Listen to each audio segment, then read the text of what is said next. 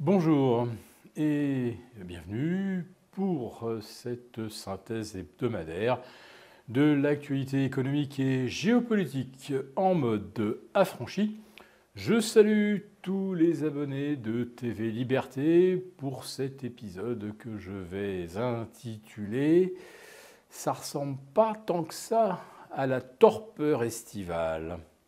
On va commencer par le front géopolitique où les hostilités se sont étendues entre l'Ukraine et la Russie, et surtout sur le territoire russe. Les Occidentaux soutiennent évidemment l'offensive ukrainienne en expliquant que ça fait un partout.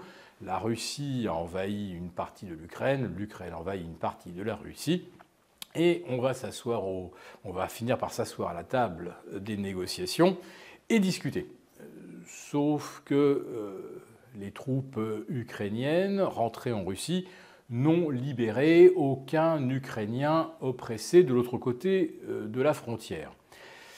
Le conflit va donc s'intensifier et une contre-attaque russe est prévisible, tout d'abord pour repousser les troupes ukrainiennes et ensuite pour amplifier la conquête de territoires sur le sol ukrainien. On est donc de plus en plus éloigné d'un processus de paix auquel on a pu croire à la mi-juillet, lorsqu'il y avait quelques rumeurs de plans de paix chinois soutenus également par l'Inde, la Turquie et d'autres pays. On risque également de voir le conflit s'étendre au Proche-Orient, alors que notre ministre étranger aux Affaires, Stéphane Séjourné, s'est rendu en Israël pour se voir signifier que la France devait participer à une éventuelle frappe contre l'Iran, voire une entrée en guerre d'Israël contre l'Iran.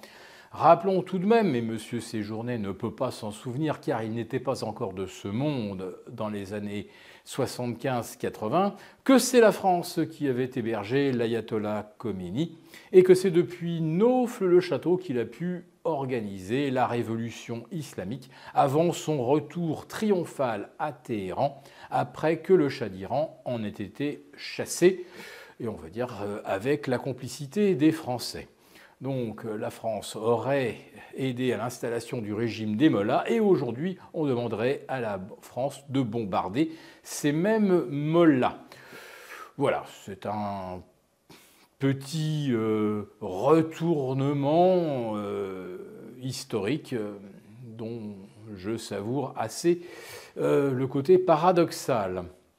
En ce qui concerne le soutien des États-Unis à Israël, il reste plein et entier, en dépit des nombreuses opérations ayant conduit à la mort de très nombreux civils en Palestine, ce qui n'a pas l'air de beaucoup choquer dans nos médias, mais je reviens de l'étranger et je peux vous dire que, vu d'Amérique du Sud, vu d'Asie, vu d'Afrique, eh bien, les opérations menées par Israël constitue un véritable scandale international que nous n'avons évidemment pas le droit de dénoncer. En ce qui concerne le volet politique franco-français, nous n'avons toujours pas de Premier ministre, mais un Premier ministre démissionnaire qui a envoyé ses lettres de cadrage aux différents ministres. Donc on va serrer les boulons, faire des économies. Espérons qu'il n'y aura pas trop d'économies pour la santé et l'hôpital. Alors ce sont deux choses différentes en fait, parce qu'il n'y a pas d'argent du tout pour l'hôpital, il n'y a pas d'argent pour les urgences, on continue d'y mourir plusieurs fois par semaine, des dizaines de services d'urgence sont fermés. Bon, vous me direz, c'est l'été, c'est le mois d'août, il n'y a plus de personnel. Par contre, M. Gabriel Attal nous annonce l'ouverture de 232, c'est très précis, centre de vaccination contre la variole du singe, alors qu'en France, on compte pour l'instant 0 cas. Et il y aurait 1 cas de variole du singe dans toute l'Europe. Et il faut savoir, et renseignez-vous, vous le constaterez, qu'il existe un traitement assez efficace et peu coûteux contre la variole du singe. Ça serait pas mal qu'on l'envoie d'ailleurs dans les pays et les zones infestées. Donc ça y est, on nous déploie le grand arsenal médiatique, le rouleau compresseur de la peur, contre un virus qui pour l'instant n'existe pas encore sur notre sol, mais nous avons déjà les vaccinodromes, alors que nous n'avons personne aux urgences. Je vais terminer avec le volet économique. Notre dernier rendez-vous remonte à une quinzaine de jours. Les marchés venaient alors de décrocher violemment suite à une petite explosion de la volatilité du côté du Japon, une forte remontée du yen qui s'est poursuivie. Mais à Wall Street, comme en Europe, les marchés sont revenus au même niveau qu'avant cet épisode qu'on a qualifié de mini-crack. Alors certainement pas à New York ni en Europe, mais au Japon, c'en était bien un, puisqu'on a vu le Nikkei perdre plus de 15%.